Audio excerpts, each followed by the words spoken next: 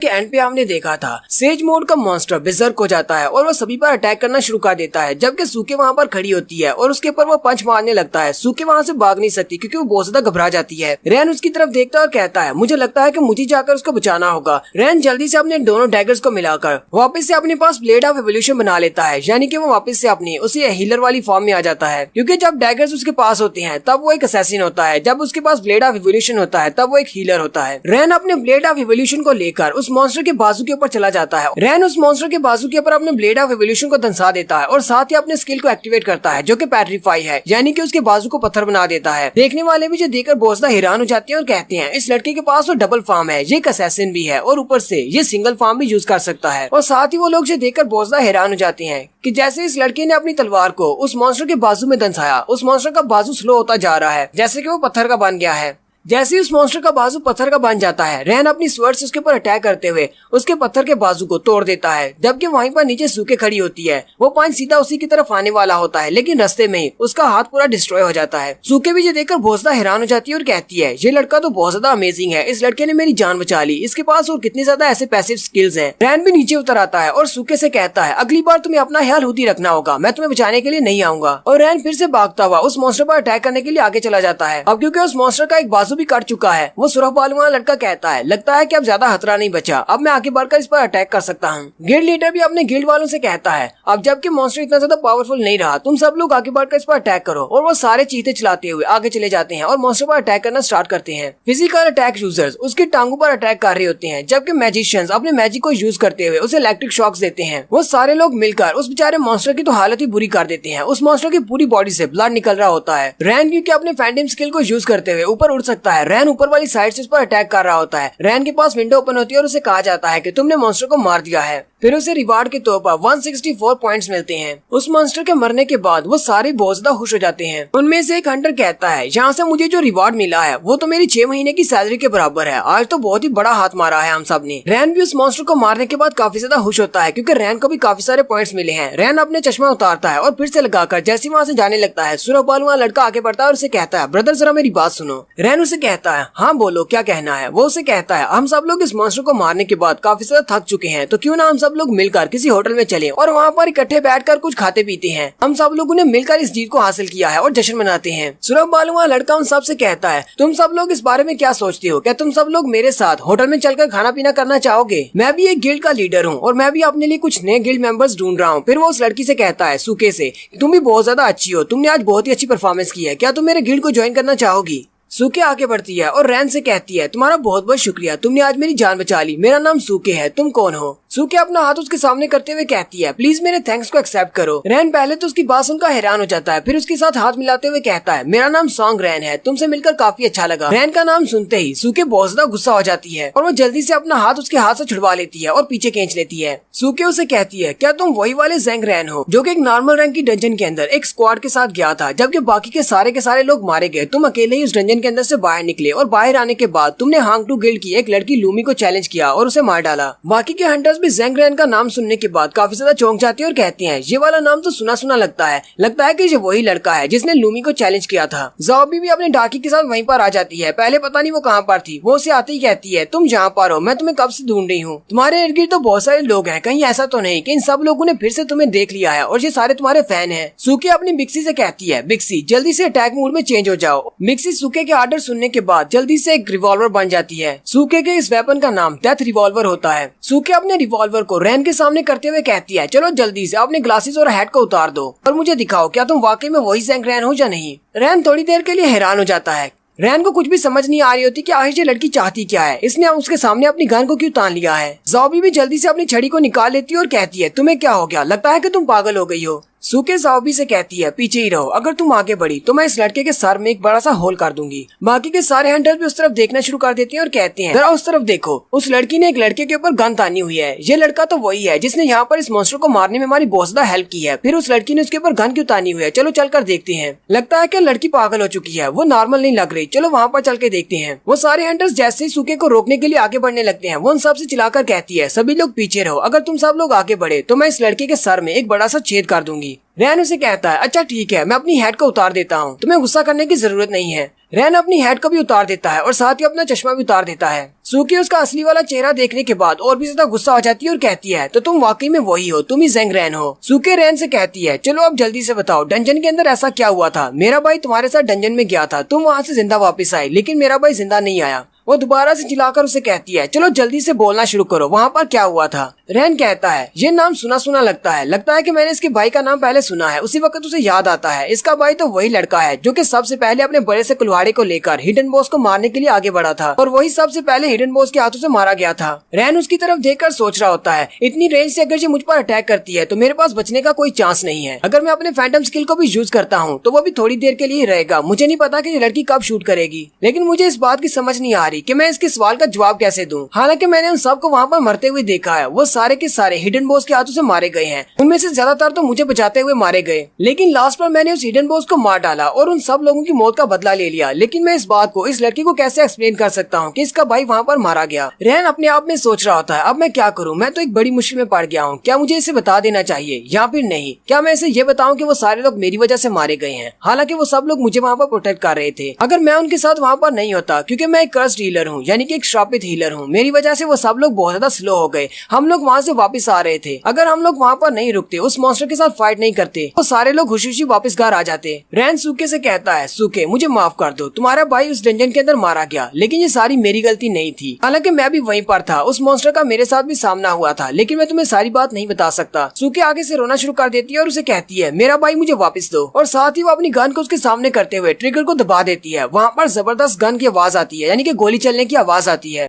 सारे लोग उसकी तरफ देखते हैं और कहते हैं, वो लड़की तो वाकई में पागल है, उसने गोली चला दी। वो सारे लोग उस तरफ देखना शुरू कर देते हैं, क्या वाकई में रैन को गोली लग गई या नहीं। लेकिन वो सारे लोग ये देखकर बहुत ज्यादा हैरान हो जाते हैं कि उसकी बुलेट जो उसने अपनी रिवॉल्वर से चलाई होती है वो दो टुकड़ों में कट जाती है, क्योंकि वो सुरख बालू वाला लड़का अपनी तलवार से उसकी बुलेट को सेंटर से दो हिस्सों में काट देता है। सुरख बालू वाला लड़का सूके के सामने खड़ा हो जाता है और कहता है, मेरा अपना एक गिल्ड है और मैं इस लड़के को अपने गिल्ड में ज्वाइन करवाना चाहता हूँ, इसलिए ये मेरा एक रिक्रूट है, तुम इसे नहीं मार सकती। अगर तुम्हें इसे मारना है तो सबसे पहले तुम्हें मुझे मारना पड़ेगा। बाकी के सारे हंटर भी बहुत ज्यादा गुस्सा हो जाते हैं और कहते हैं, तुम पागल हो, तुम यहाँ पर कहाँ से आई हो, तुम ऐसे ही किसी को नहीं मार सकती। वैसे भी ये एक रूल है कि एक हंटर दूसरे हंटर को अरीना के बाहर नहीं मार सकता। रैन उन सब से कहता है, सब लोग शांत हो जाओ। उसी वक्त उन्हें गाड़ी के चलने की आवाज आती है, एक गाड़ी उनके पास आकर रुकती है। वो सारे उस गाड़ी को देखकर हैरान हो जाते हैं और कहते हैं, लगता है कि हंटर एसोसिएशन से कोई यहाँ पर आया है, लगता है कि इमरजेंसी रिस्पांस टीम से कोई यहाँ पर आ गया है, वो लोग यहाँ पर हेल्प भेज रहे हैं। फिर उन्होंने अपनी मेन अटैक फोर्स को यहाँ पर भेजा है। गाड़ी का दरवाजा खुलता है और गाड़ी के अंदर से एक ऑफिसर निकलता है और वो अपने साथी से कहता है, चलो जल्दी से स्पीकर मुझे दो। हंटर्स कहते हैं, ये सारे एसोसिएशन वाले यहाँ पर क्या करने के लिए आए होंगे। उनमें से एक कहता है, मैं आगे जाता हूँ और इनसे जाकर हेल्प लेता हूँ ताकि हम लोग इस साइको लड़की को पकड़ सके, वरना ये तो इस लड़के को मार डालेगी। लेकिन दूसरा हंटर से कहता है, जरा रुक जाओ, लगता है कि उसके पास एक स्पीकर है, वो कुछ कहने वाला है। वो ऑफिसर स्पीकर में उन सब से कहता है, जो लोग यहाँ पर मौजूद हैं वो सारे लोग मेरी बात को ध्यान से सुने, जितने भी लोग यहाँ पर हैं वो सारे लोग यहाँ से जल्दी निकलो, यहाँ पर बहुत ज्यादा खतरा है। हमारे एनालिसिस के मुताबिक यहाँ पर एक डंजन गेट ओपन होने वाला है और वहाँ पर बहुत सारे मॉन्स्टर्स हैं, तुम सब लोग उनका सामना नहीं कर पाओगे, इसलिए यहाँ से जल्दी निकलो, क्योंकि अगर यहाँ पर कोई डंजन गेट ओपन हुआ तो तुम सब लोग उस डंजन गेट के अंदर अपने आप सक हो जाओगे और नहीं बच पाओगे। और अगर मैं सच्ची बताऊं तो फॉरगेटन सी की डंजन यहाँ पर ओपन होने वाली है, यानी कि वो पोर्टल जहाँ पर ओपन होगा। सारे लोग उसकी बात सुनने के बाद बहुत ज्यादा हैरान हो जाते हैं। कुछ हंटर्स जो होते हैं जिन्हें फॉरगेटन सी डंजन के बारे में नहीं पता, वो कहते हैं, हमारा फॉरगेटन सी डंजन के पोर्टल से क्या ताल्लुक है,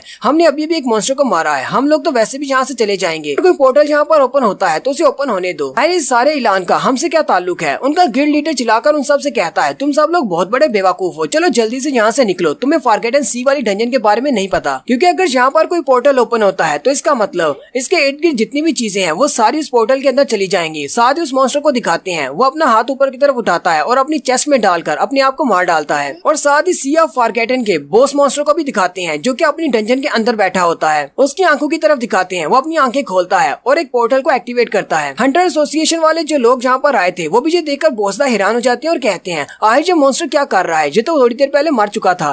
दूसरे वाला उसे कहता है, लगता है ये अपनी बची कुछ एनर्जी को यूज करके फॉरगेटन सी के पोर्टल को फोर्सफुली ओपन करने की कोशिश कर रहा है। और थोड़ी देर देर में वहाँ पर पोर्टल ओपन हो जाता है। गिल्ड लीडर अपने लोगों से कहता है अब बहुत ज्यादा देर हो चुकी है, हम लोग यहाँ से बचकर नहीं निकल पाएंगे, हम सब लोग इस डंजन के अंदर खींचे चले जाएंगे। दूसरा हंटर उसे कहता है लेकिन ऐसा कैसे हो सकता है, पहले तो कभी किसी डंजन के अंदर इस तरह लोग नहीं खींचे जाते। फिर बालू वाला लड़का उसे कहता है 50 साल पहले इस तरह की एक डंजन ओपन हुई थी, इसी वजह से इसे फॉरगेटन सी की डंजन कहते हैं। वे सब लोग इस बारे में भूल चुके हैं। असल में जो डंजन रियल होती है, उस डंजन के अंदर जब पोर्टल ओपन होता है तो हम लोग अपने आप उसके अंदर खींचे चले जाते हैं। अब तो ये सारी डंजन सिस्टमैटिक हो चुकी है, इसी वजह से हम लोग अपनी मर्जी से डंजन के अंदर जा सकते हैं। इस डंजन के बारे में सब लोग भूल चुके हैं। सुरख बालू वाला लड़का आगे बढ़ता है और कहता है अब जबकि ये पोर्टल ओपन हो चुका है और हम लोग यहाँ से भाग नहीं सकते तो चलो फिर ठीक है, इस डंजन को जाकर क्लियर करते हैं। डंजन का गेट ओपन होने के बाद उन सबको अपने अंदर शक करना स्टार्ट कर देता है। वहाँ पर जितने भी हंटर्स होते हैं वो सारे उस पोर्टल के अंदर खींचे चले जाते हैं, जबकि रैन ज़ॉम्बी से कहता है ज़ॉम्बी मेरा हाथ पकड़ लो। हंटर एसोसिएशन वाले लोग भी अपनी गाड़ी के पास होते हैं और वो कह रहे होते हैं अगर इसी तरह चलता रहा तो हम लोग अपनी गाड़ी के साथ ही इस डंजन के अंदर चले जाएंगे। उसके साथी उसे कहती है मैनेजर अब हम लोग क्या करेंगे। वो उसे कहता है अब हम लोग कुछ भी नहीं कर सकते, और वो सारे के सारे लोग जितने भी वहाँ पर मौजूद होते हैं वो सारे उस डंजन के अंदर चले जाते हैं। रैन और ज़ॉम्बी दोनों भी उस डंजन के अंदर चले जाते हैं। इस एपिसोड की शुरुआत में उस डंजन के अंदर का सीन दिखाया जाता है फॉरगेटन सी का, जहाँ पर एक रेगिस्तान होता है और सामने पिरामिड्स होते हैं, जैसे कि मिस्र के पिरामिड है बिल्कुल वैसे ही। वो सारे लोग उस रेगिस्तान के अंदर जाकर गिरते हैं। वहीं पर ज़ॉम्बी को भी दिखाते हैं, ज़ॉम्बी वहीं पर होती है लेकिन इनके साथ रैन नहीं होता। रैन अभी तक उस पोर्टल के अंदर ही होता है। रैन के पास विंडो ओपन होती है और कहा जाता है जरा सब्र करो, तुम्हारे लिए डंजन को लोड किया जा रहा है। रैन कहता है क्या मैं अभी पोर्टल के अंदर हूँ, मुझे कुछ समझ नहीं आ रही, मैं डंजन के अंदर क्यों नहीं गया। फिर से उसके पास विंडो ओपन होती है और कहा जाता है लोडिंग कंप्लीट हो चुकी है, बहुत ही जल्दी हम लोग स्टार्ट करने वाले हैं। साथ ही रैन को किसी लड़की की आवाज आती है। वो लड़की उसे कहती है सॉरी मास्टर रैन, मैंने अपनी पूरी पावर को यूज करते हुए सिर्फ आपको ही यहाँ पर लेकर आ सकी हूँ, बाकी सब लोगों को नहीं ला सकी। रैन कहता है कौन है यहाँ पर, कौन मुझसे बात कर रहा है। वो लड़की उसे कहती है और मुझे लगा था कि मुझे अपने आप को इंट्रोड्यूस नहीं करवाना पड़ेगा। रैन उसे कहता है मैं तुम्हें नहीं जानता, अपने बारे में बताओ तुम कौन हो और ये कौन सी जगह है। वो लड़की उसे कहती है मेरा नाम डोरिस है और मैं एक आर्टिफिशियल इंटेलिजेंस सिस्टम हूँ, मैं यहाँ पर आपके लिए गाइड के तौर पर काम करूंगी और आप इस वक्त स्काई टावर में हैं। रैन अपने सामने की तरफ देखता है तो उसके सामने एक बड़ा सा टावर होता है। ये वही टावर है जहाँ पर जितने फ्लोर्स को ये क्लियर करेगा उतना इसका रैंक होगा। रैन उसे कहता है मैं स्काई टावर में क्या कर रहा हूँ, मुझे तो सी ऑफ फॉरगेटननेस में जाना चाहिए था। अच्छा चलो ये बताओ बाकी सब लोग कहाँ पर हैं, मैं यहाँ पर कैसे आया। डोरिस उसे कहती है बाकी के सारे फॉरगेटन सी डंजन के अंदर हैं, सिर्फ आप ही यहाँ पर आए हैं। रैन उसे कहता है लेकिन मैं यहाँ पर अकेला क्यों आया हूँ, बाकियों के साथ क्यों नहीं आया। डोरिस उसे कहती है क्योंकि आप बहुत ज्यादा स्पेशल हैं। रैन उसकी बात सुनने के बाद खामोश हो जाता है। डोरिस उसे कहती है अगर कोई नॉर्मल इंसान होता वो तो बहुत ज्यादा खुश हो जाता। रैन उसे कहता है मुझे नहीं लगता कि मुझे इस सब बात से फर्क पड़ता है कि मैं स्पेशल हूँ या नहीं। डोरिस उसे कहती है मैं ये बात अच्छी तरह से जानती हूँ, क्या आप इस सच के बारे में जानना चाहते हैं कि आपकी माँ के साथ क्या हुआ था, आपकी माँ की मौत कैसे हुई। रैन जो कि आगे की तरफ चलता जा रहा होता है वो ये बात सुनने के बाद वहीं पर रुक जाता है और कहता है तुम्हें मेरी माँ की मौत के बारे में क्या कुछ पता है। डोरिस उसे कहती है मुझे सब कुछ पता है, यहाँ पर ऐसी कोई भी बात नहीं है जो कि डोरिस से छुपी हुई हो। डोरिस को यह भी पता है कि आप स्पेशल ट्रेनिंग कर रहे हैं ताकि आप अपने आप को स्ट्रॉन्ग बना सके। ये सब कुछ इसलिए है क्योंकि उस दिन डंजन के अंदर आपकी सारी की सारी टीम मारी गई थी सिर्फ आपको छोड़कर। और डोरिस ये भी जानती है कि कुछ देर पहले एक लड़की ने आपके ऊपर गन तानी हुई थी, वो आपको मारना चाहती थी क्योंकि उसका भाई आपकी वजह से मारा गया। ऐसा उसे लगता है कि आप भी उस रंजन के अंदर थे और आपकी वजह से उसका भाई मारा गया है। डोरिस उसे कहती है तुम्हारे चेहरे के एक्सप्रेशन ऐसा दिखाते हैं जैसे तुम्हें इस बात से कोई फर्क नहीं पड़ता, बहुत ज्यादा शांत हो, लेकिन मुझे पता है कि अंदर से तुम बहुत ज्यादा जल रहे हो। तुमने अपने सारे दोस्तों को अपनी आंखों के सामने मरता हुआ देखा है, उन सब की मौत का भार तुम्हारे कंधों पर है, इसलिए तुम हमेशा ऐसी कोशिश करती हो कि तुम अपने आप को इतना ज्यादा स्ट्रॉन्ग बना सको कि तुम्हारे होते हुए दोबारा कोई ना तुम्हारे सामने मरे। इसी वजह से शायद तुमने उस असैसिन लड़की जो कि हांगटू ग्रुप की मेंबर थी जिसका नाम लूमी था उसको भी चैलेंज किया था। रैन उसे कहता है बस करो, मुझे ये सब कुछ जानने में दिलचस्पी नहीं, मुझे बस इतना बताओ तुम मुझे यहाँ पर क्यों लेकर आई हो। डोरिस उसे कहती है ये बात तो बहुत ज्यादा सिंपल है क्योंकि तुम एक डबल अवेकनर हो, यानी कि नॉर्मल इंसानों से हंटर्स जो होते हैं वो स्पेशल होते हैं और तुम हंटर से भी ज्यादा स्पेशल हो क्योंकि तुम एक डबल अवेकनर हो। जितनी तुम्हारे अंदर नफरत है और जितना तुम्हारे अंदर गुस्सा है और साथ ही तुम्हारे अंदर बहुत ज्यादा पछतावा है, इन तीनों फीलिंग्स को लेकर अगर तुम फॉरगेटन सी की डंजन के अंदर चले भी जाते हो तो तुम्हारे सारे के सारे साथी तुम्हारे सामने मारे जाएंगे और तुम कुछ भी नहीं कर पाओगे। इसलिए हम लोग तुम्हें यहाँ पर स्काई टावर में लेकर आए हैं ताकि तुम अपना रास्ता खुद से तलाश कर सको, तुम अपने आप को ज्यादा स्ट्रॉन्ग बना सको। अगर हम लोग यहाँ पर आ ही चुके हैं तो चलो फिर ठीक है, मैं तुम्हारे लिए स्काई टावर को स्टार्ट कर देती हूँ, मैं तुम्हारे लिए इसके फर्स्ट लेवल को ओपन करती हूँ। और साथ ही डोरिस उसके एवोल्यूशन मोड को एक्टिवेट कर देती है। जैसे ही वो उसके एवोल्यूशन मोड को एक्टिवेट करती है वो सारे का सारा स्काई टावर रेड कलर में तब्दील हो जाता है। नेक्स्ट सीन फॉरगॉटन सी डंजन का दिखाया जाता है। वो सारे लोग क्योंकि पोर्टल से नीचे गिरे हैं, उसमें से कोई अपने सर को पकड़ बैठा होता है, कोई अपनी टांगों को, फिर गिरने की वजह से उन्हें चोट लगी होती है। जबकि जाओ भी उठकर खड़ी होती है और रैन को ढूंढ रही होती है। जाओ भी कहती है रैन तो मेरे साथ ही था, फिर वो अचानक वहाँ जहाँ से कहाँ पर चला गया। जाओ भी आगे बढ़ती है और एक हंटर से पूछती है क्या तुमने ज़ेंग रैन को देखा है, रैन कहाँ पर है। वो हंटर उसे कहता है नहीं मैंने उस लड़के को नहीं देखा, तुम उसी लड़के की बात कर रही हो ना जिसने बाहर उस मॉन्स्टर की शील्ड को तोड़ा था। जब से हम लोग इस डंजन में आए हैं हमने उसे नहीं देखा। वो लोग सामने की तरफ देखते हैं तो उनके सामने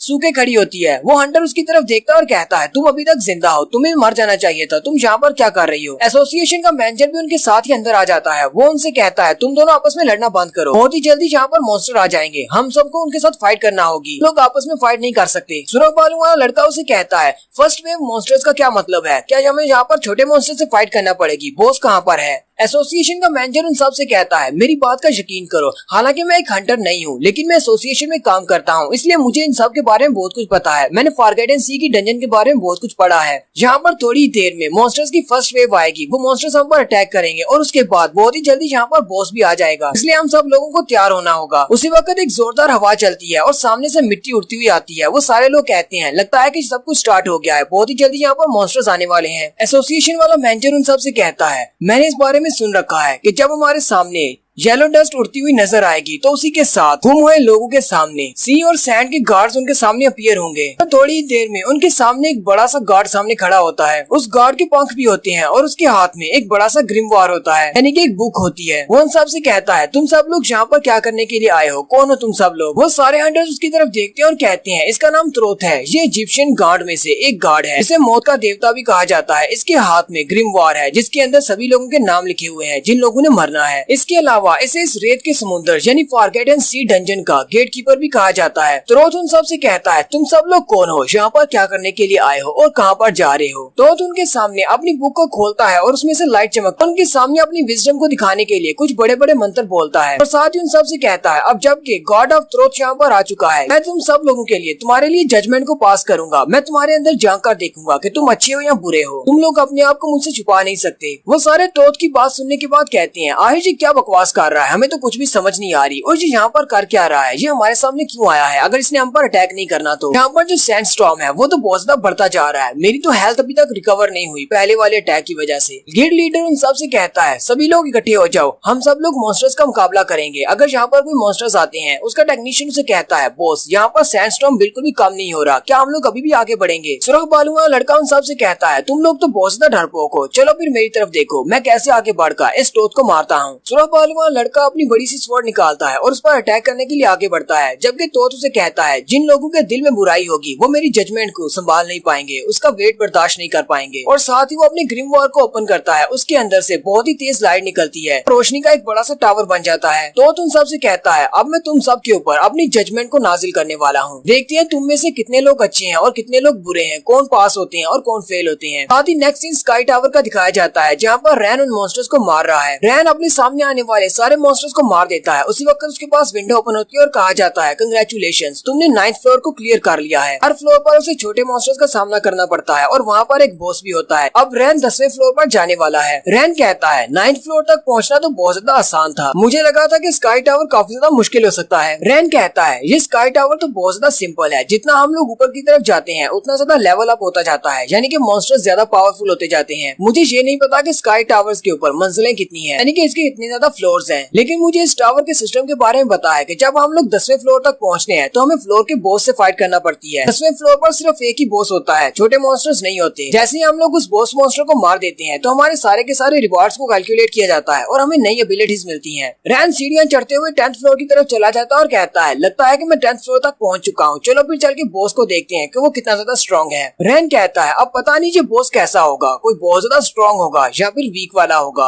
वो जैसे ऊपर जाता है तो सामने एक बंदा अपनी तलवार रखकर बैठा होता है। उस बॉस का नाम स्कारलेट सोल डिफेंडर होता है। वो एक ह्यूमनॉइड टाइप का मॉन्स्टर होता है। रैन जब वहाँ पर 10th फ्लोर पर पहुँचता है वो कहता है चलो फाइनली कोई तो यहाँ पर आया जिसने इस मोड को एक्टिवेट किया है, मुझे तो पता नहीं कितने साल हो गए किसी के साथ फाइट किए हुए। रैन जल्दी से अपने डैगर्स निकाल लेता है और कहता है ये मॉन्स्टर तो इंसानों की भाषा बोलता है, लेकिन ऐसा कैसे हो सकता है। रैन कहता है मुझे तो लगा था कि 10वें फ्लोर का मॉन्स्टर बहुत ज्यादा वीक होगा, लेकिन ये मॉन्स्टर तो इंसानों की भाषा बोल सकता है, यानी कि ये एक इंटेलिजेंट मॉन्स्टर है। ये तो सिर्फ अभी 10वां फ्लोर है है। 20वें फ्लोर पर पता नहीं कौन सा मॉन्स्टर मिलेगा। स्कारलेट सोल डिफेंडर उसे कहता है, इस मोड ने मुझे पता नहीं कितने सालों से यहाँ पर पकड़ कर रखा हुआ है, तो मुझे याद भी नहीं मुझे यहाँ पर कितने ज्यादा साल हो चुके हैं। लेकिन खैर अब मुझे फाइनली किसी के साथ फाइट करने को मिलेगी और साथ में किसी के साथ बात भी कर सकता हूँ। कोड का खड़ा हो जाता है और कहता है, बहुत ही कम लोग ऐसे होते हैं हंटर्स में से जिन्हें डबल वेकनिंग मिलती है और वो इस इवोल्यूशन मोड को एक्टिवेट करते हैं और मुझे फाइट करने का मौका मिलता है। स्कारलेट बॉस उसे कहता है, तुम्हें मुझे मारना होगा ताकि तुम अगले फ्लोर तक जा सको बाकी के इंसानों की तरह जो कि यहाँ पर आए थे। अगर तुम मुझे हरा नहीं सके तो तुम आगे नहीं जा पाओगे। रैन उसे कहता है, तुम्हें परेशान होने की जरूरत नहीं, मैं तुम्हें जरूर मारूंगा क्योंकि मुझे यहाँ पर 10वें फ्लोर पर फंसना नहीं है, मुझे ऊपर जाना है। स्कारलेट बॉस का साइज बहुत ज्यादा बड़ा होता है, वो उसके सामने सीना तान कर खड़ा हो जाता है और कहता है, मैं तुम्हारे किसी एवरेज बॉस जैसा नहीं हूँ, मुझे तुम बहुत ज्यादा अंडर एस्टिमेट कर रही हो। मेरे पास इंटेलिजेंस है, यानी कि मैं तुम्हारे अटैक्स को काउंटर अटैक कर सकता हूँ। रैन उसे कहता है, डंजन के अंदर जो मॉन्स्टर बॉस होते हैं वो भी तुम्हारी तरह के ही होते हैं, तुम सिर्फ बात कर सकते हो और वो बात नहीं कर सकते। तुम में और उनमें कोई ज्यादा डिफरेंस नहीं है, चलो जल्दी से बातें खत्म करो और अटैक करो। स्कारलेट बॉस उसे कहता है, तुम तो बहुत ही बुरे हो और बहुत ही बदतमीज हो, अगर तुम ऐसे ही चाहते हो तो चलो फिर ठीक है, मैं अटैक करता हूँ। और वो अपनी तलवार को उठाता है और उसके ऊपर घुमाकर स्लैश लगाता है। लेकिन जैसे ही वो अपनी तलवार को घुमाकर रैन के ऊपर अटैक करता है, रैन अपने फैंटम स्किल को एक्टिवेट करता है और उसकी तलवार उसकी बॉडी के आर पार हो जाती है। साथ ही रैन जंप करते हुए उसके ऊपर चला जाता है और उसे कहता है, तुम तो मेरे शैडो को भी नहीं पकड़ सकते और मुझे लगा था कि तुम बहुत ज्यादा टफ हो, तुम मुझे क्या मारोगे। और साथ ही रैन अपने डैगर को उसके कंधे में दंसा देता है जिससे उसका ब्लड निकलता है, लेकिन वो बहुत ज्यादा गुस्सा हो जाता है। वो बॉस अपनी तलवार को जमीन में गाड़ देता है, इससे एक जबरदस्त प्रेशर बनता है और रैन उसके ऊपर से पीछे की तरफ गिर जाता है और कहता है, इसकी तलवार का प्रेशर तो बहुत ज्यादा है, ये तो एक फायर टाइप का एलिमेंट है और ये बॉस भी मुझे बेजर्क टाइप का बॉस लगता है। नेक्स्ट सीन इन दोनों डंजन के बाहर का दिखाया जाता है क्लोवर गिल्ड का, जहाँ पर क्लोवर गिल्ड की बॉस बैठी न्यूज पार्टी होती है। यहाँ पर उसे न्यूज में दिखाया जा रहा होता है सिटी एच में, जहाँ पर सेज मोड का एक मॉन्स्टर अपीयर हुआ था और हमारे बहुत सारे हंटर्स उस मॉन्स्टर के साथ फाइट कर रहे थे। जब उन्होंने उस मॉन्स्टर को हरा दिया, वहीं पर फॉरगेटन सी डंजन का गेट ओपन हुआ और वो सारे के सारे उस डंजन के अंदर खींचे चले गए। थोड़ी देर के बाद उसकी असिस्टेंट अंदर आती है और कहती है, बॉस मैं कुछ इन्फॉर्मेशन फाइल्स लेकर आई हूँ जो कि सीधी एसोसिएशन से आई हैं, उन्होंने रिपोर्ट दी है। इन फाइल्स के अंदर उन सारे हंटर्स के नाम है जो कि फॉरगेटन सी डंजन के अंदर खींचे गए हैं और हमारी ज़ाओबी का नाम भी इन हंटर्स की लिस्ट में है। वो बॉस से पूछती है, बॉस अब हम लोग क्या करेंगे, क्या हम लोग उसे बचाने के लिए वहाँ पर जाएंगे। बॉस उसे कहती है, नहीं कोई जरूरत नहीं है, हमारी ज़ाओबी काफी ज्यादा स्ट्रॉन्ग है,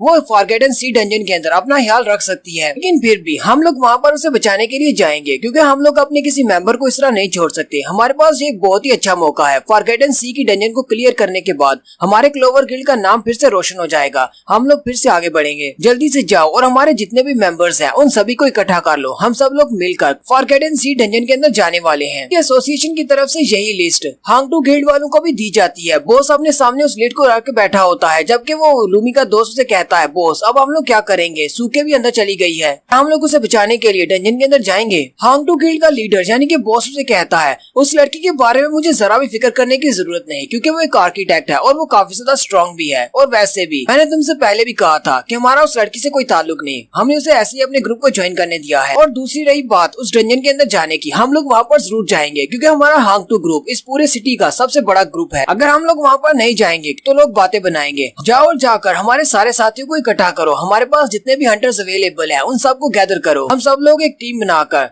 फॉरगेटन सी डंजन के अंदर जाएंगे और उसे क्लियर करेंगे। नेक्स्ट सीन फिर से स्काई टावर का दिखाया जाता है, जहाँ पर वो बॉस रैन के ऊपर अटैक करता है और कहता है, अगर तुम सिर्फ इतना ही कर सकती हो तो तुम्हें यहाँ पर होने का हक नहीं है, तुम यहाँ से वापस चले जाओ, तुम अगले फ्लोर्स पर नहीं बच पाओगे। रैन कहता है, हालांकि ये सिर्फ 10वें फ्लोर का बॉस है, लेकिन ये बहुत ज्यादा पावरफुल है और ऊपर से ये मेरा स्पेशल स्किल जिसका नाम फैंटम है ये भी खत्म होने वाला है। बॉस उसके ऊपर अपनी तलवार से जबरदस्त अटैक करता है, रैन पीछे की तरफ गिर जाता है। पीछे की तरफ गिरने के बाद रैन का फैंटम वाला स्किल खत्म हो जाता है। बॉस उसे कहता है, अब जबकि तुम्हारा वो फैंटम वाला स्किल भी खत्म हो चुका है तो क्यों ना तुम मेरे सामने हार मान लो, तुमने तो मुझे बहुत ज्यादा डिसअपॉइंट किया है, मुझे लगा था शायद यहाँ पर कोई बहुत ज्यादा स्ट्रॉन्ग आया है। रैन उसे कहता है, लगता है कि तुम मुझे कुछ ज्यादा ही अंडर एस्टिमेट कर रहे हो। रैन उससे कहता है, तुम्हारी बॉडी से कोई भी डिमोनिक ऑरा नहीं निकल रहा, अभी अभी जिस बॉस मॉन्स्टर को मैं मार कर आ रहा हूँ वो तुमसे ज्यादा स्ट्रॉन्ग था और उसकी बॉडी के अंदर से ज्यादा डिमोनिक ऑरा निकल रहा था, उसके मुकाबले में तुमने मुझे बहुत ज्यादा डिसअपॉइंट किया है। रैन उसे कहता है, तुम तो बहुत ज्यादा वीक हो, मुझे नहीं लगा था कि तुम इतने ज्यादा वीक होगे, यहाँ कि तुम्हारी वो तलवार का फायर एलिमेंट वाला अटैक वो भी बहुत ज्यादा वीक था। मैं तो बस तुम्हारी स्ट्रेंथ को टेस्ट कर रहा था, लेकिन तुम मेरे टेस्ट में फेल हो चुके हो। तुम्हारी बॉडी से डिमोनिक ऑरा क्यों नहीं निकल रहा? यहाँ तक कि तुम्हारे हाथ में जो वेपन है उसके अंदर से बहुत सारी डिमोनिक ऑरा निकल रहा है, लेकिन तुम्हारी बॉडी से बहुत ज्यादा कम निकल रहा है। तुम्हें यहाँ पर एक डीमन बॉस बनाया किसने है? स्कारलेट बॉस से कहता है, हालांकि मुझे कुछ भी याद नहीं कि मैं यहाँ पर कैसे आया, यहाँ पे मुझे किसने यहाँ पर छोड़ा है, लेकिन मुझे इतना याद है कि यहाँ पर जितने भी इंसान, तुम्हारी तरह के जितने भी इंसान यहाँ पर पहले आए हैं, मैं उन सब के साथ फाइट करता रहा हूँ तब तक कि मैं दोबारा से रीसेट नहीं हो जाता। वो लोग मुझे मार देते हैं और मैं फिर से रीसेट हो जाता हूँ और यहीं पर आ जाता हूँ। रैन जल्दी से अपनी सीफोन हीलिंग वाली स्किल को एक्टिवेट करता है और कहता है, मुझे नहीं लगता कि मुझे तुम्हारे पास से कोई खास इन्फॉर्मेशन मिलने वाली है। चलो फिर ठीक है, मैं तुम्हारा किस्सा यहीं पर खत्म करता हूँ। स्कारलेट बॉस भी अपनी पावर्स को इंक्रीज करते हुए उसे कहता है, तुम्हारी हिम्मत कैसे हुई मेरे बारे में इस तरह की बातें करने की? अब मैं तुम्हें नहीं छोड़ूंगा, मैं तुम्हें यहीं पर मारने वाला हूँ। बॉस की बॉडी से बहुत सारी एनर्जी निकल रही होती है जो कि स्लैशेस की सूरत में होती है।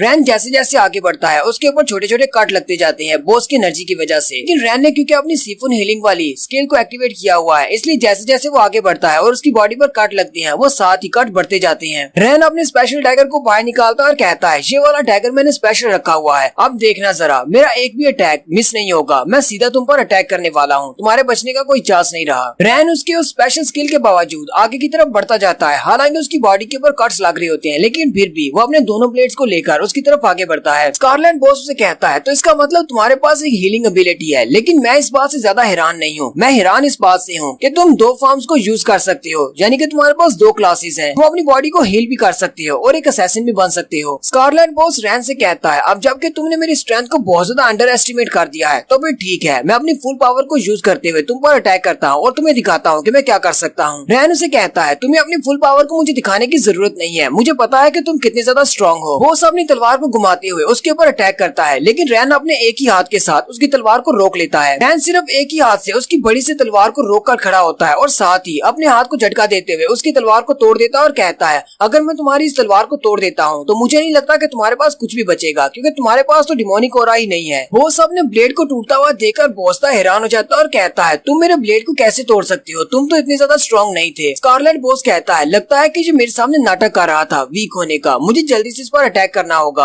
अपने दूसरे हाथ को आगे की तरफ करते हुए उसे पंच मारने लगता है, लेकिन रैन अपने डैगर को यूज करते हुए उसके बाजू पर अटैक करता है और उसके बाजू को ही काट देता है। स्कारलेट बॉस उसे मार खाने के बाद सोच रहा होता है, ये लड़का तो बहुत ज्यादा स्ट्रॉन्ग है, मुझे लगता है कि मुझसे ऊपर वाले जो फ्लोर वाले लोग हैं सिर्फ वही इसको हरा सकेंगे। रैन हंसते हुए उससे कहता है, मैंने तुमसे पहले ही कहा था कि तुम मुझे बहुत ज्यादा अंडर एस्टिमेट कर रहे हो, तुम मेरे सामने बहुत ज्यादा वीक हो, मैं तो तुम्हारी स्ट्रेंथ को चेक कर रहा था। अब जबकि मैंने तुम्हारी स्ट्रेंथ को चेक कर लिया है, चलो फिर ठीक है, मैं तुम्हें रीसेट कर देता हूँ, तुम्हारे मरने के बाद तुम फिर से रीसेट हो जाओगे। और रैन उसके ऊपर अपने डैगर से जबरदस्त अटैक करता है और उसके दूसरे बाजू को भी काट देता है और साथ ही उसकी टांगों को भी काट देता है, जिससे वो स्कारलेट बॉस नीचे की तरफ गिर जाता है। रैन उसके सर को अपने हाथ से पकड़ता है और उसके सर को स्पाइनल कॉर्ड समेत ही नीचे से उखाड़ लेता है। रैन ने उसके सर को अपने हाथ में पकड़ा होता है और उसे कहता है, मुझे लगता है कि लोगों का टाइम जाया करना यही तुम्हारी बेस्ट एबिलिटी है, क्योंकि तुम्हारे पास फाइटिंग एबिलिटी तो कोई है नहीं। स्कारलेट बॉस उसे कहता है, तुम बहुत ज्यादा स्ट्रॉन्ग हो, मैं इस बात के लिए बहुत ज्यादा खुश हूँ, मुझे नहीं पता कि मैं इस बात के लिए खुश क्यों हूँ, हालांकि मैं तुम्हारे हाथों से हार चुका हूँ। स्कारलेट बॉस रैन से कहता है, मुझे तुम्हारी बॉडी से कुछ ऐसी सेंट आ रही है जो कि मेरी बॉडी से आती है, लेकिन मेरे आर्मर और मेरा वेपन ये हमेशा मुझे कहते हैं कि मैं यहाँ पर सिर्फ बैटल करने के लिए हूँ। जब भी यहाँ पर कोई डबल अवेकनर आता है तो मुझे उसके साथ बैटल करना होती है। रैन उसके सर को नीचे फेंक देता है और कहता है, अगर तुम्हें बस इतना ही कहना है, चलो फिर ठीक है, मैं नेक्स्ट फ्लोर पर जा रहा हूँ, हो सकता है कि शायद कभी हम लोग दोबारा मिले। स्कारलेट बॉस का सर नीचे गिरने के बाद कहता है, मुझे कुछ चेहरे दिखाई देते हैं, लेकिन वो सारे बहुत ज्यादा ब्लरी हैं, मुझे समझ नहीं आती कि वो किसके हैं। मुझे तुम्हारी तरह का एक हंटर दिखाई देता है जो कि बिल्कुल तुम्हारी तरह का था, बहुत ज्यादा हार्ड वर्किंग और वो बहुत ज्यादा स्ट्रॉन्ग भी था, और वो अपनी बैकग्राउंड मेमोरीज में दिखाता है कि वो एक बड़े से आर्मर के सामने जाकर खड़ा होता है। ये वही मॉन्स्टर है, पहले वो एक इंसान हुआ करता था, फिर वो उस आर्मर को पहनकर इस स्काई टावर के अंदर आ जाता है और 10th फ्लोर का बॉस बन जाता है। रैन उसकी बातें सुनने के बाद सोच रहा होता है, ये मुझे कोई मॉन्स्टर नहीं लगता, ये तो एक इंसान की तरह का है। रैन सोच रहा होता है, आखिर ये स्काई टावर किस लिए बनाया गया है, मुझे तो कुछ भी समझ नहीं आ रही, ये बहुत ज्यादा मिस्टीरियस है। और साथ ही स्कारलेट बॉस की बॉडी वहाँ से डिस्पियर हो जाती है, यानी कि वो रीसेट हो गया है। 10th फ्लोर को क्लियर करने पर रैन को एक रिवार्ड मिलता है, इसका नाम ब्लड ब्लेड रिमेन्स होता है। उसे कहा जाता है, जब तक तुम्हारा ये रिवार्ड तैयार नहीं हो जाता तब तक तुम इसे यूज नहीं कर सकते, जैसे ही तुम्हारा ये रिवार्ड तैयार हो जाएगा तुम इसे अपने ब्लेड ऑफ एवोल्यूशन के साथ फ्यूज कर सकते हो। नेक्स्ट सीन हंटर एसोसिएशन का दिखाया जाता है, जहाँ पर सारे लोग बातें कर रहे होते हैं उस पोर्टल के बारे में, फॉरगॉटन सी के पोर्टल के बारे में। वहीं पर एक बंदे को दिखाते हैं जो कि बैठा होता है, वो वाइस प्रेसिडेंट प्रेसिडेंट है फ्लेम ड्रैगन गिल्ड का, वो वहाँ पर बैठा किसी का इंतजार कर रहा होता है। वो टाइम देखता है और कहता है 9 बज चुके हैं, लेकिन वो बंदा अभी तक नहीं आया। नेक्स्ट सीन फॉरगेटन सी डंजन का दिखाया जाता है, जहाँ पर गिल्ड लीडर अपने सारे साथियों से कहता है सभी लोग आगे बढ़ो और इसके ऊपर अटैक करो। वो सारे लोग तोत पर अटैक कर रहे होते हैं, लेकिन तोत ने अपने ग्रीम वॉर के अंदर से जो लाइट का टावर बनाया होता है वो अभी भी वहीं पर होता है। सब लोग उसे पार करके उसके आगे नहीं जा पा रहे होते। टेक्नीशियन उससे कहता है बॉस, वो सुरह बालों वाला लड़का अभी तक उसके अंदर नहीं जा पाया और हमारे सारे मैजिकल अटैक्स भी बिल्कुल बेकार हैं। वो सारे भी उस लाइट को पार करके आगे नहीं जा पा रहे। एसोसिएशन का बंदा कहता है तो ये तोत की पावर है, ये ब्लेसिंग ऑफ सैंड है, ये एबिलिटी बहुत ज्यादा यूनिक है। इस एबिलिटी को कर्सिंग पीरियड भी कहते हैं। सुरह बालों वाला लड़का उसे कहता है ये कर्सिंग पीरियड ये क्या चीज है, ये कौन सी एबिलिटी है। एसोसिएशन वाला बंदा जैसे उसे बताने लगता है साथ ही वो कहता है ये एबिलिटी स्टार्ट हो रही है। सुरह बालों वाला लड़का अपने सर पे हाथ रख लेता है और जमीन पर बैठ जाता है और चिल्लाना शुरू कर देता है। सिर्फ वही नहीं बल्कि वहाँ पर और भी बहुत सारे हंटर्स होते हैं जो कि अपने सर पे हाथ रखकर चिल्लाना शुरू कर देते हैं। वो तोत की तरफ देखती है और कहती है तो इसने अपने सामने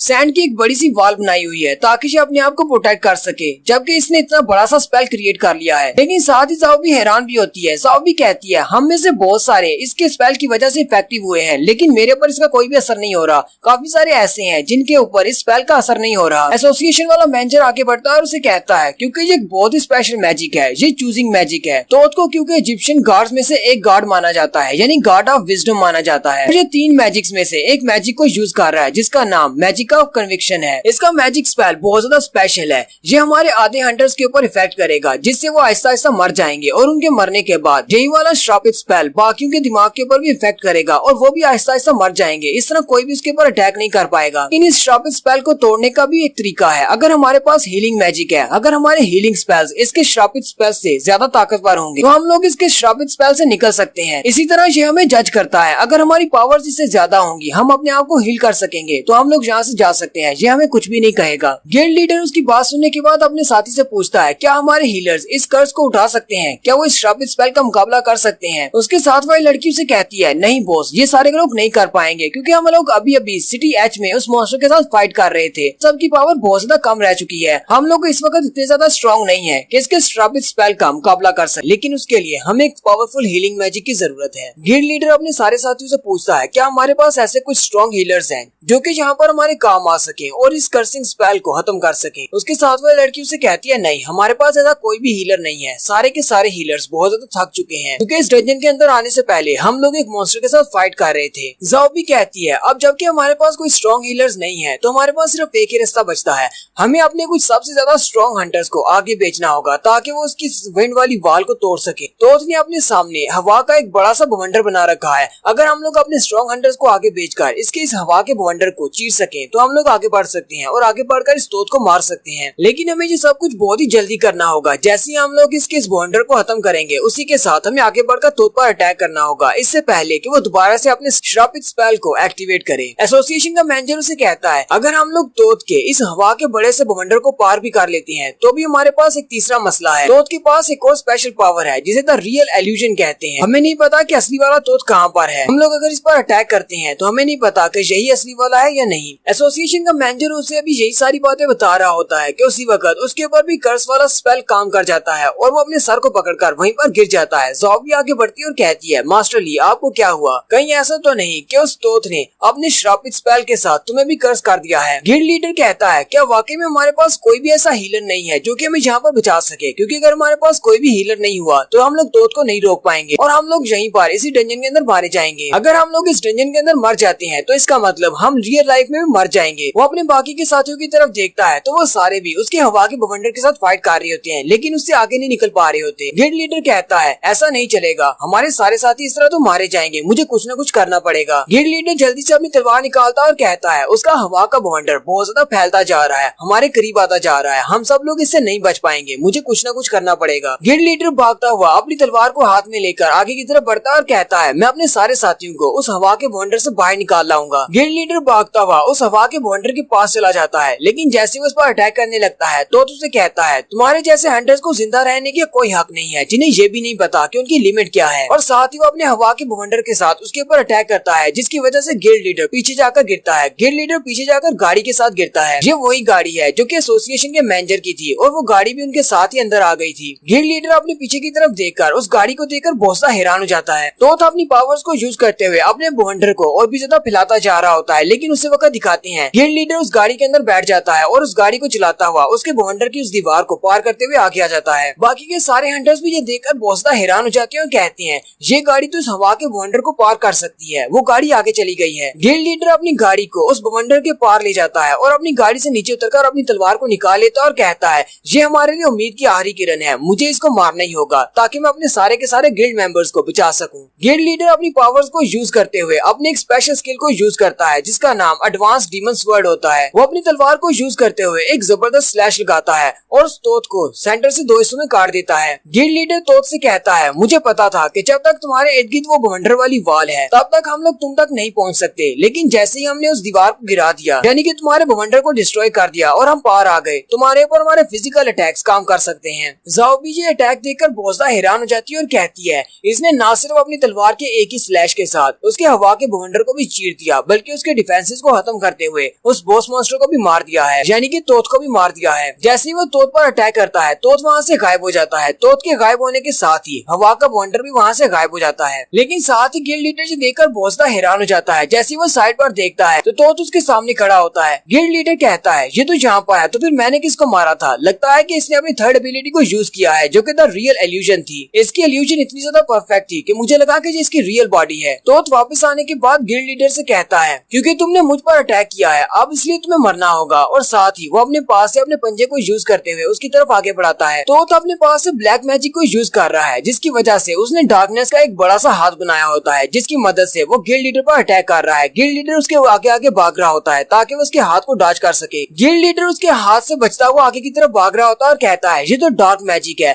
कि हम लोग अभी तक फॉरगेटन सी डंजन के अंदर हैं। अगर यहाँ पर इतने ज्यादा पावरफुल मॉन्स्टर्स हैं तो इसका मतलब हम सभी लोग यहाँ पर मरने वाले हैं, हम सब लोग यहाँ से नहीं निकल पाएंगे। उसी वक्त डार्की आगे बढ़ता है। डार्की क्योंकि एक समन क्रीचर है, वो भी डार्क मैजिक से बुलाया गया एक क्रीचर है। डार्की जल्दी से आगे बढ़ता है और तोत के ऊपर अटैक करता है। वो उसके हाथ के ऊपर अटैक करता है जिसकी वजह से तोत के हाथ से उसकी छड़ी गिर जाती है। गिल्ड लीडर भी रुक जाता है और कहता है अभी अभी यहाँ पर क्या हुआ था, मैंने थोड़ी देर पहले इसके इस डार्क मैजिक वाले पंजे के ऊपर अटैक किया था लेकिन ये डिसअपियर नहीं हुआ था, लेकिन अभी इस ब्लैक वुल्फ ने इसके ऊपर अटैक किया तो ये डिसअपियर हो गया, कहीं इसका ताल्लुक इसकी छड़ी के साथ तो नहीं है। गिल्ड लीडर कहता है मुझे इसकी वीकनेस के बारे में पता चल गया है, इसकी छड़ी ही इसकी वीकनेस है, जब तक इसकी छड़ी इसके हाथ में रहेगी तब तक ये अपनी पावर्स को यूज कर सकता है। डार्की और तोत दोनों ही आपस में फाइट कर रहे होते हैं जबकि गिल्ड लीडर जाओबी से कहता है जल्दी से इसकी छड़ी को उठा लो, अगर हम इसी की छड़ी के साथ इसके ऊपर अटैक करेंगे तो इसे वाकई में डैमेज होगा, हम लोग ऐसे इसे हरा सकते हैं, इसके अलावा इसे हराने का और कोई भी रास्ता नहीं है। जाओबी चिल्लाते हुए डार्की से कहती है डार्की जल्दी से उस छड़ी को उठाकर मेरी तरफ फेंको। डार्की आगे बढ़ता है और उस छड़ी को उठाकर जाओबी की तरफ फेंक देता है। जाओबी उस छड़ी को कैच कर लेती है, लेकिन जैसे वो उस छड़ी को कैच करती है उसे कुछ पास्ट की मेमोरीज दिखाई जाती हैं जो कि किसी देवी की मेमोरीज होती हैं। एक गॉडेस सामने खड़ी होती है जबकि बहुत सारे लोग उसके सामने झुके होते हैं और उसके सामने ऑफरिंग्स पेश कर रहे होते हैं, जबकि वो देवी अपनी पावर्स को यूज करते हुए बहुत सारे स्पाइक्स निकालती है और उन सारे लोगों को मार देती है, यानी कि उन सब की बलि चढ़ जाती है। जाओबी कहती है अब मुझे समझ आ गई है कि हमें इस बॉस को कैसे मारना है। जाओबी उस स्टैफ को लेकर आगे की तरफ बढ़ती है। तोत भी चिल्लाते हुए अपने एक और स्पेशल स्किल को एक्टिवेट करता है और कहता है लॉस्ट सोल मेरी कॉल को सुनो और सब लोग बाहर आ जाओ। वहाँ पर जितने भी लोग मर गए हैं, जितने भी हंटर्स मर गए हैं, उन सभी की बॉडी से उनकी सोल्स को निकाल लेता है जो कि सारी कवे बनकर बाहर निकल आती हैं। जाओबी उस छड़ी को अपने हाथ में पकड़कर आगे की तरफ बढ़ती है जबकि जाओबी की छड़ी के अंदर से व्हाइट कलर की कुछ एनर्जी निकल रही होती है। जाओबी अपनी छड़ी को लेकर आगे की तरफ चलती जाती है जबकि सामने की तरफ से तोत ने अपने पास से बहुत सारी सोल्स को बुला लिया होता है जो कि कवे बनकर उड़ रही होती हैं। जाओबी उसे कहती है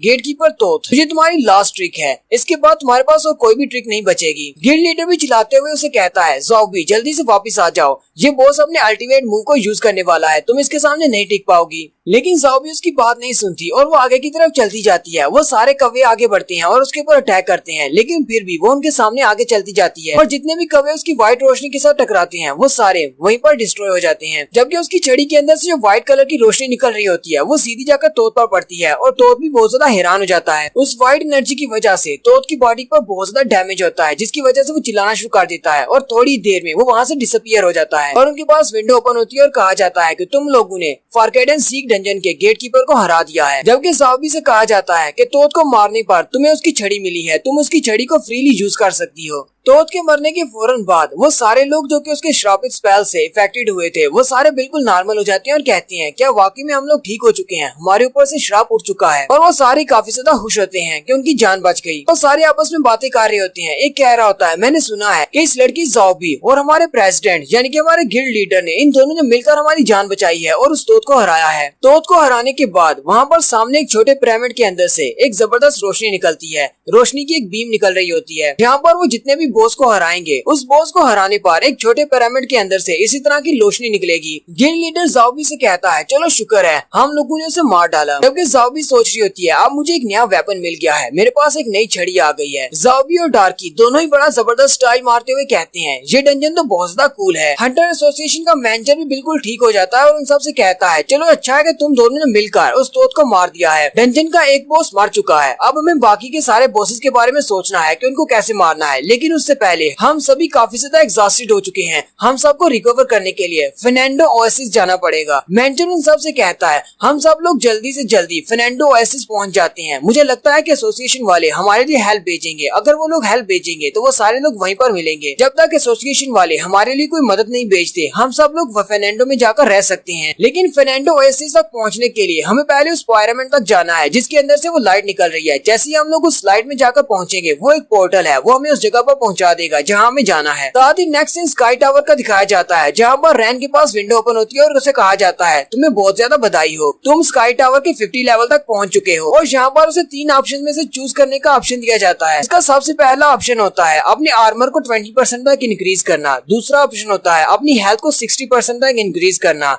और तीसरा ऑप्शन होता है अपने माना को बढ़ाना। रैन कहता है ये तो बहुत ज्यादा मुश्किल है, मैं बहुत ज्यादा कंफ्यूज हो रहा हूँ, मुझे इन तीनों में से किस चीज को सिलेक्ट करना चाहिए क्योंकि मेरे पास सिर्फ एक ही ऑप्शन है, मैं तीनों में से सिर्फ एक ही को सिलेक्ट कर सकता हूँ। रैन कहता है जैसे ही मैं ऊपर वाले फ्लोर पर जा रहा हूँ तो सारे फ्लोर सिटीज की तरह के मॉडल के बने हुए हैं, जैसे कि ये भी एक शहर है। रैन कहता है अब पता नहीं यहाँ का बॉस कैसा होगा, वो भी एक नॉर्मल डंजन के जैसा एक मॉन्स्टर होगा या फिर फर्स्ट 10th लेवल की तरह का एक बोलने वाला मॉन्स्टर होगा। रैन कहता है चलो इसे छोड़ो अभी के लिए, जो भी मॉन्स्टर होगा मैं उससे फाइट कर लूंगा, लेकिन पहले मुझे अपने रिवार्ड को सिलेक्ट करना है। रैन कहता है अब जबकि इस फ्लोर का रैंक काफी ज्यादा हाई है, मुझे लगता है कि यहाँ का मॉन्स्टर भी बहुत ज्यादा हाई पावर का होगा, इसलिए मुझे अपने माना को इंक्रीज करना चाहिए क्योंकि मेरे माना की पावर बहुत ही जल्दी खत्म हो जाती है। रैन अपने माना को रिकवर करने के ऑप्शन को सिलेक्ट कर लेता है। रैन कहता है जब से मैंने 10वें फ्लोर को पार किया है उसके बाद से कोई भी ऐसा मॉन्स्टर नहीं मिला जो मुझसे बात कर सके। मैंने बहुत सारे मॉन्स्टर्स को मारा है, बहुत सारे बॉसेस को मारा है, लेकिन वो सारे ही किसी न किसी किस्म के मॉन्स्टर्स थे, वो बात नहीं कर सकते थे और उनके पास कोई भी इंटेलिजेंस नहीं थी। ज़ू फेंग कहता है यहाँ पर बहुत सारे फ्लोर्स ऐसे थे जहाँ पर बहुत सारे इंसान भी थे, यानी कि इंसानों के कंकाल थे जो मेरे साथ फाइट कर रहे थे बिल्कुल ज़ॉम्बीज की तरह। स्काई टावर बहुत ज्यादा मिस्टीरियस है, आखिर यहाँ पर इंसानों का क्या काम है, इंसान हमारे साथ फाइट क्यों कर रहे हैं। और साथ ही रैन के सामने एक रेड कलर की फॉर्मेशन ओपन होती है, एक पोर्टल होता है जिसके अंदर से उस बॉस ने निकलना है। रैन कहता है तो यहाँ पर बॉस अपीयर होने वाला है, इसका ऑरा तो बहुत ज्यादा थिक है, लगता है कि ये बॉस बहुत ज्यादा स्ट्रॉन्ग होगा। थोड़ी देर के बाद उस फॉर्मेशन के अंदर से एक बॉस बाहर निकलता है। रैन कहता है मुझे तो ये बिल्कुल एक स्केलेटन बॉस की तरह का लगता है, ये भी एक कोई डीमन मॉन्स्टर होगा। लेकिन जैसे ही वो मॉन्स्टर बाहर निकलता है वो बॉस कहता है मैं कितने ही सालों से यहाँ पर इंतजार कर रहा था, अब मुझे दोबारा एक मौका मिला है फाइट करने का। रैन से देखकर बहुत ज्यादा हैरान हो जाता है और कहता है एक तो ये बॉस 50th लेवल का है और ऊपर से बहुत ज्यादा स्ट्रॉन्ग है और साथ ही ये बोल भी सकता है, मेरी तो वाट लग गई है।